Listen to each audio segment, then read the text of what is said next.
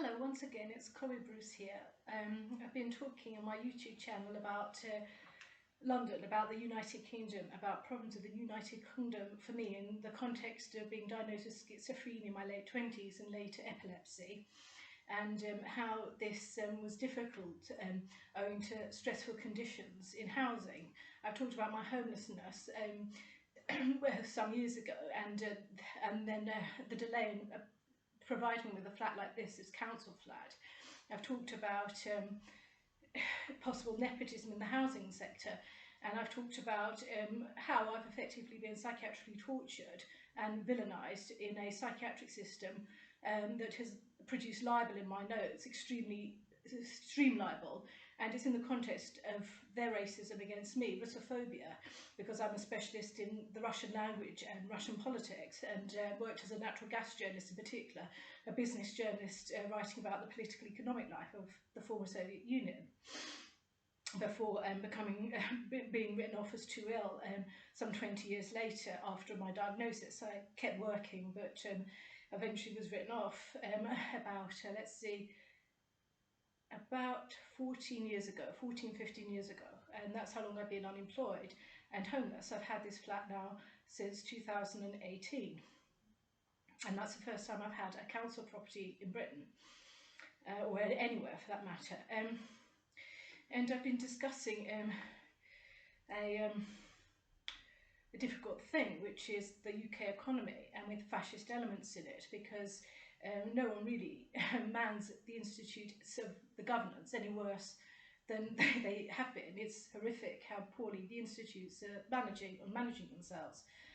And this is in light of recent civil unrest, which is described by Elon Musk as an inevitable civil war, and I share that view, except I would say that I've been in this civil war since about 2017. I briefly alighted on the Grenfell fire, the fire at Grenfell Tower, the tragedy then, and how the report was about to come out. I said I was going to read the report, and it's extremely long. I've looked at parts of it because I've looked at the things that I thought would be in there and relevant to the kind of thing I've been saying about the council. I've been alluding to Wandsworth Council, my local council, a lot. And I've looked up certain things. I've just done it. It's taken about an hour this morning, an hour and a half. And I have every reason to believe I've looked at the correct report. You have to be careful of the sources, but I'm pretty sure it is it. And I just want to read something about my thoughts on it in the context of my own impressions of the housing sector and the standards of care for council tenants. So I watch mainstream UK news channels, and I've been criticising these quite a lot. They're reporting on the Grenfell Tower report issued recently following the inquiry into the blaze.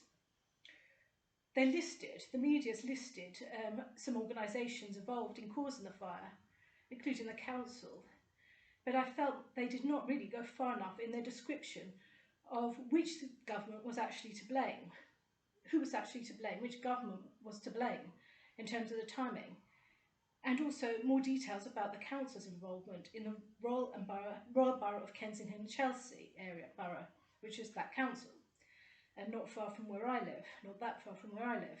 In other words, I may just be a missed a more detailed reporting, but I couldn't see details, and it was, of course, necessary to hear from the victims, their feelings also, but they have to maybe talk in more detail. It's an extremely long report with many volumes.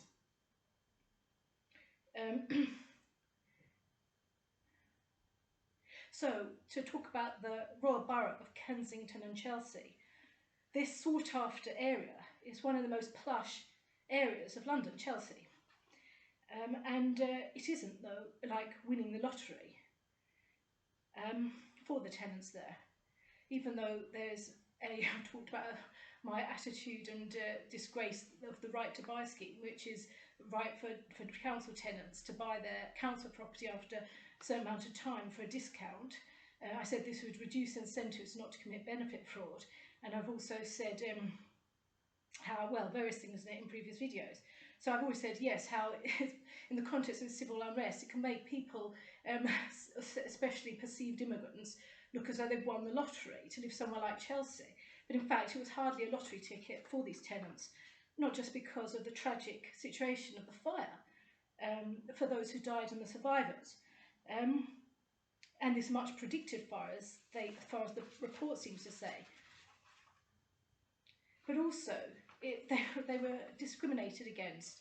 And also, this point was very interesting for me in the report because it's mirroring some of my experiences. They made the point, but they couldn't expand upon it, the discriminatory part of the system. But they did allude to it, and quite strongly about this. They said this.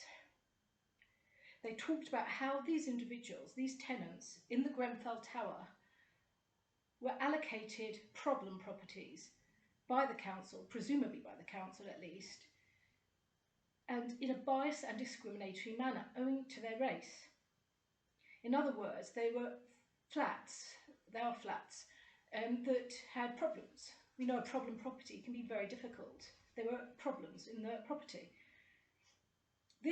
And they referred to racism and bigotry in this allocations procedure. Although it's an extremely nice area, all that glitters is not gold, if that's the right phrase. It is a nightmare to be in a property having to deal endlessly with a council that never does anything, which I'll come to. This horrific and deeply upsetting part of UK governance has rendered me homeless. This allocation system, the situation of homelessness. I've talked about this in earlier videos, my homelessness, and how difficult it was to look at a website in my local council saying it might be several years, even for the vulnerable, to be homed. Where am I meant to live? Where are people meant to live? So this part rendered me homeless, personally, and then allocated me also a dangerous property. And you can see this in other videos, my description of this. And as a result, I have long wanted transparency about how the council housing allocation system works.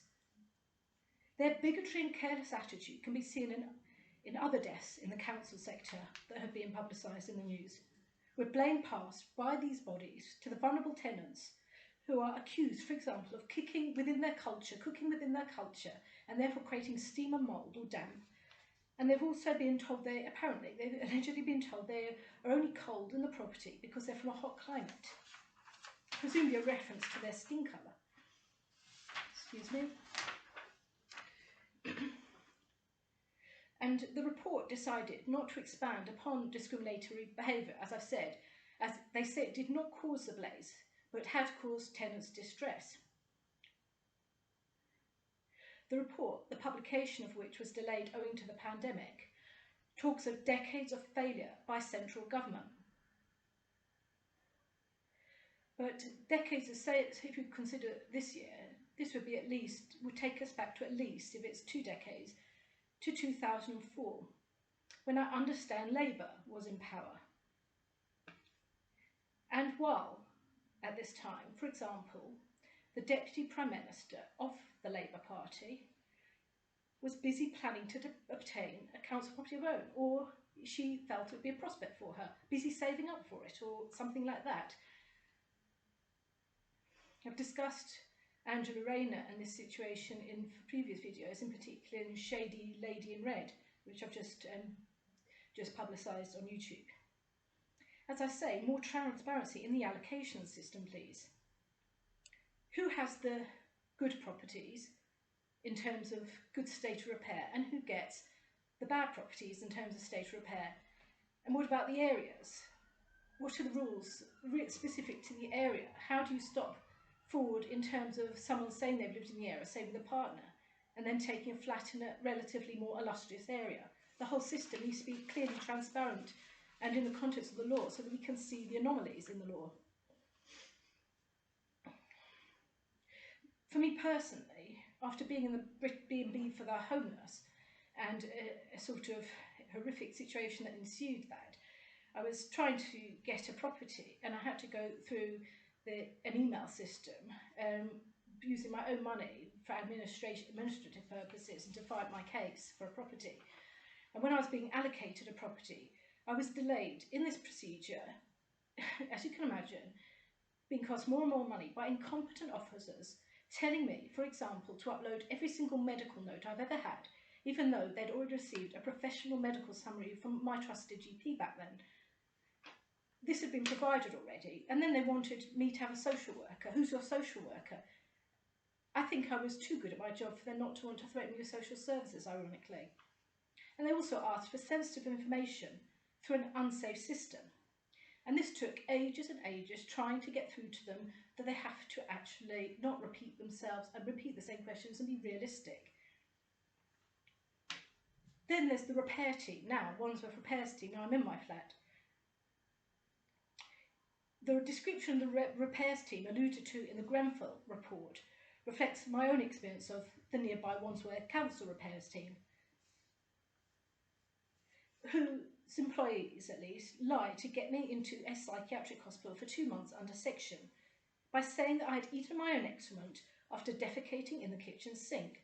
I'm still trying to find out who exactly made this allegation. Did it start in the hospital, or was it starting with them, as the hospital seems to say by saying it was their plumber? I've talked about this hospitalisation and that kind of thing in many earlier videos. And there's all this criticism of us, the tenant. They have, meanwhile, I've talked in previous videos, created a carbon monoxide poison. I've been poisoned by CO leaks, and I've had headaches and problems with gas leaks, multiple gas leaks, and the CO and some gas leak was there because of a badly installed boiler. But they have failed to write to me about this in a clear manner. They haven't written to me about this at all. They haven't said how the new boiler would work and how it would be ensured not to ever have a leak again, that the person putting it in be reliable and paid in the right manner and correctly allowed to finish the job, all those things. They haven't bothered. As such, I've said in a previous video, I cannot actually have the boiler on or a new boiler until I've taken them to the magistrate's court or to a different suitable court to make sure that they have a directive to install this correctly and carry out repairs in a normal, safe manner. I can't do it. I can't do that to the neighbourhood. I cannot do that to myself. I simply cannot risk any more of these leaks. But they haven't done it. And this is the same kind of delay in service from incompetent, bigoted individuals that are described, as far as I can possibly understand, in the report that I've described, the Grenfell report, and present in the run-up to the fire. Of course, alongside government failures, the blame was assigned to individuals in the construction industry. In other words, they cited decades of government incompetence, but of course they also said that the parts of the construction industry were also to blame. And this was, I think, it's difficult, technically, the issue of materials, but it was, I think, the incorrect choice of materials that was allowed to go through all these processes only to be the incorrect choice of materials. The report says that officials at local authority level, at the level of the council, local authority, or part of the local authority, lacked competence, this is the report, qualifications, with even a citation of dishonesty about qualifications and also misinformation about their career experiences. They cite an official as ill-qualified for the task of fire assessment. My experience also. My council allowed a plumber in who barged his way in and then proceeded to place incompatible objects on top of my stove on 2 separate occasions and went into the lavatory while I was sitting on the lavatory with a gang of men. And they look at the front door each year of my flat. Also, they discuss the door issue in the Grenfell report. They have to snap shut.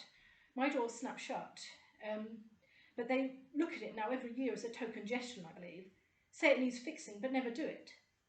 In other words, they say the letterbox is wrong and various things, but the snapping, I think, is okay, thankfully.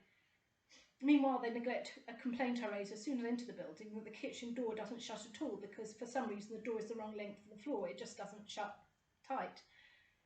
In other words, their choice of repairers, for me in this case, is under question. The report finds government not acting upon what the government, or governments even, has not acted upon warnings prior to this tragedy. A market economy exists to avoid dependence upon a single source. Council tenants cannot take out, for example, plumbing insurance, which I've discussed, because it's simply not allowed by the plumbing insurance even. They say no, a council property cannot be insured in that manner, in a private manner. Therefore, I myself, and presumably others, are dependent upon the council being skilled and well-mannered, and they leave us with no choice but to allow in an individual they have allocated for the task who has provably lacked competence for the job. And I'm hoping to look a bit more at the report, but that is, in essence, what I've been experienced too. I don't want it to be a fire waiting to happen. I've said they still haven't fixed the brown mould, they still haven't fixed the boiler, they still haven't got in touch in a credible, eloquent manner via the post. They try to silt up my inboxes with long messages that aren't relevant to anything. They waste money on useless letters while ignoring the real problems.